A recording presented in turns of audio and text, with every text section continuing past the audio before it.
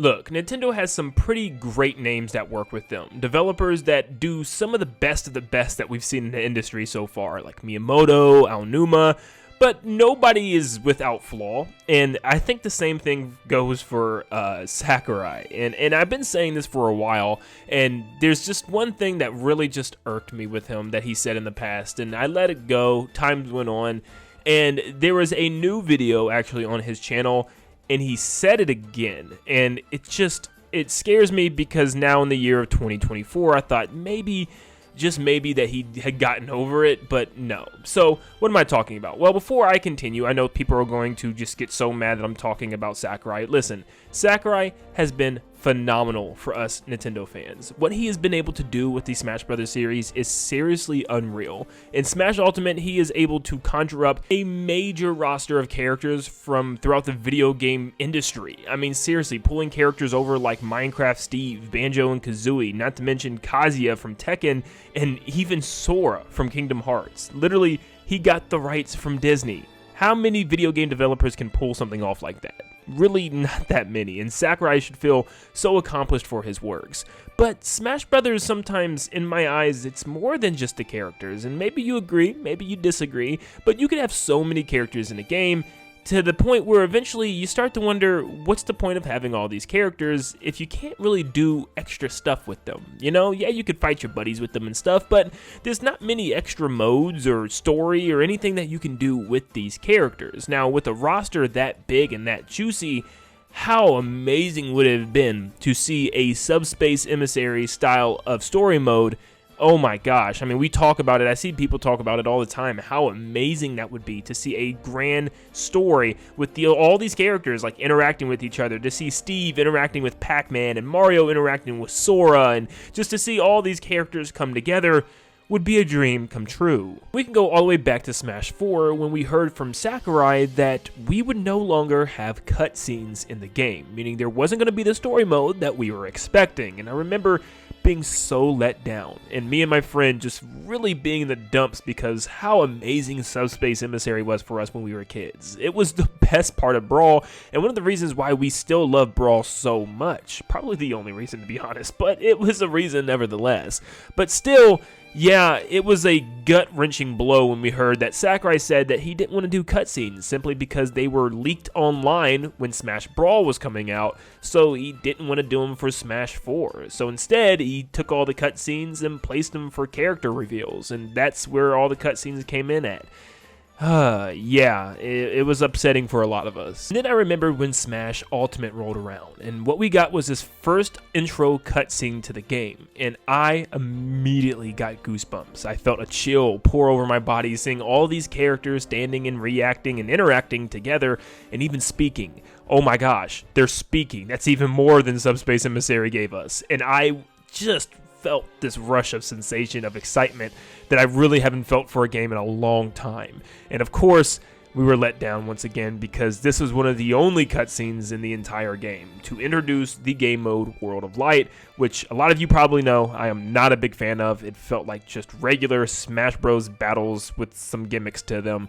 Yeah, it wasn't the story mode I was hoping for that actually put us on an adventure. So yeah, it lacked what I was really hoping for, but back to the cutscenes thing, yeah, these were kind of the only cutscenes that we would get. It was always some characters on this stupid cliffside, like why are we only here? And once again, according to Nintendo, it was because of the same reason. They didn't want the cutscenes to leak online, and I'm just like, why is this happening? Like, why are we still on this? And it still really bothered me, but even then, I let it go until a couple days ago. Sakurai posted a video on his channel talking about cutscenes and talking about how they should be incorporated within games. If you go watch the video on his YouTube channel, he pretty much just talks about how he doesn't really like them and how sometimes it takes away from the gameplay and how the quality is sometimes worse. Sometimes they drag out way too long. Sometimes they're just simply non-skippable, and some of his points do make a lot of sense, like being able to skip a cutscene if you just don't want to watch it, or being able to skip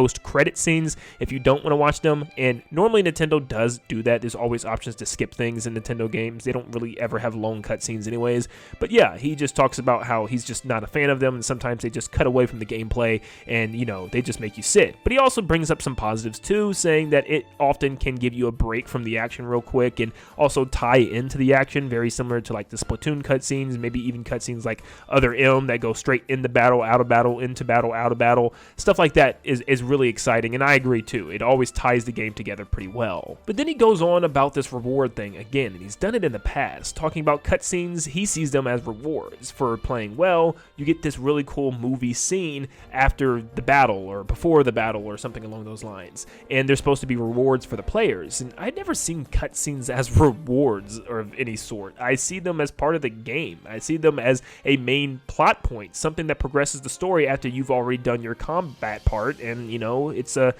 part of the game. I don't really see it as a reward of any sorts. Once again, he's still pressed on these cutscenes leaking. I mean, very, very pressed. I mean, to the point where this is actually what he says in the video. He states, sometimes the cutscenes themselves are the selling point, a reward for playing well. But seeing as those scenes end up all over the internet these days, it's hard to consider that a reward. Story-focused titles have it especially tough in the modern era, I'd say. I'm just like, so confused. Did that affect Final Fantasy VII Remake in any capacity? It sold extremely well, and people love the cutscenes and the story and stuff. And even if they did have scenes that leaked out, they didn't get rid of them because of it, you know what I mean? And I just feel like it's such a weird excuse to get rid of cutscenes from a video game, or to get rid of a story mode from a video game just because it leaked out.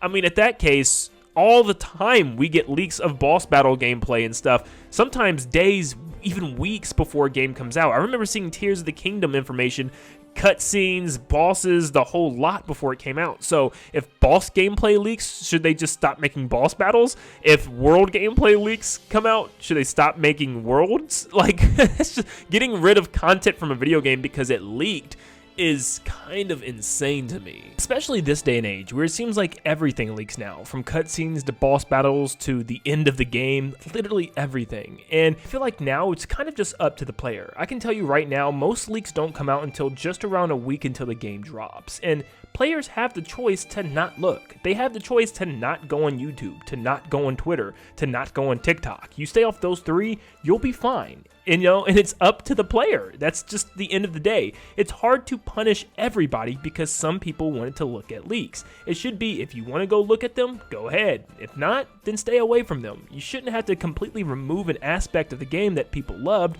just because people saw some leaks online. For some reason, Sakurai still seems to be hung up about these leaks, even to now in 2024, which, yeah, it's gonna happen. If anything, the best way is to figure out ways to keep this information hidden. It seems like it might even go further than just the fact that he hates leaks. It seems like I said, he kind of hates cutscenes and how they slow gameplay down, and it's kind of giving me a vibe that Sakurai just does not want to do cutscenes anymore. To me, it's scary because now it's just like, especially now, what are they going to do? Like, what's going to be the main draw of another Smash Bros? And I still think it's going to happen. I can't believe people think that Smash is just done with it being as big as it is. I mean, seriously, what I would do is simply just cut the roster down, kind of rework all the existing characters, making every character feel like a fresh new DLC character. That includes the basics like Mario, Donkey Kong, Bowser, Link, you know what I mean?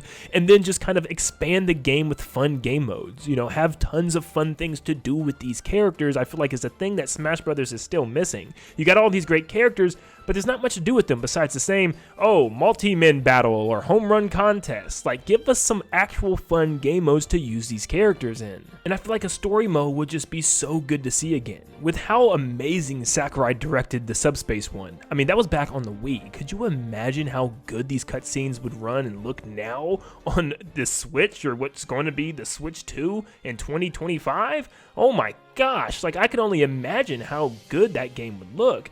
And it's just kind of upsetting to think that there could be a future where Sakurai just doesn't ever want to do this again.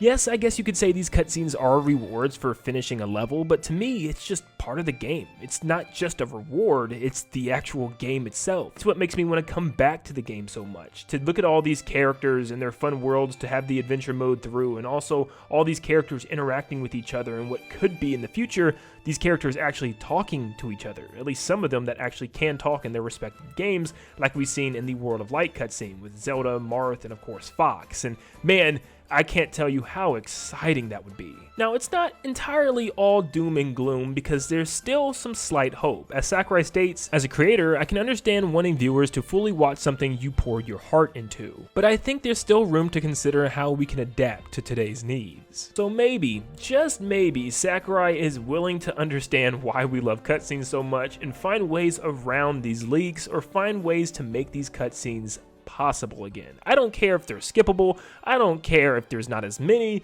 just give us some cutscenes and a fun story mode to play with the next Smash Brothers with all of these amazing characters, and you'll truly have something special up your sleeve, Sakurai. Just, if you're watching this, we love cutscenes, we love them, we love the stories, we love these characters working together. We don't care if they get leaked, it's fine, we can choose not to watch them. Don't punish all of us because they got leaked. But thank you guys so much for tuning in. If you agree, let me know in the comments down below. If you disagree, also let me know. And make sure you leave a like and subscribe before you head out. And like always, I'll see you all on the next one. See you guys.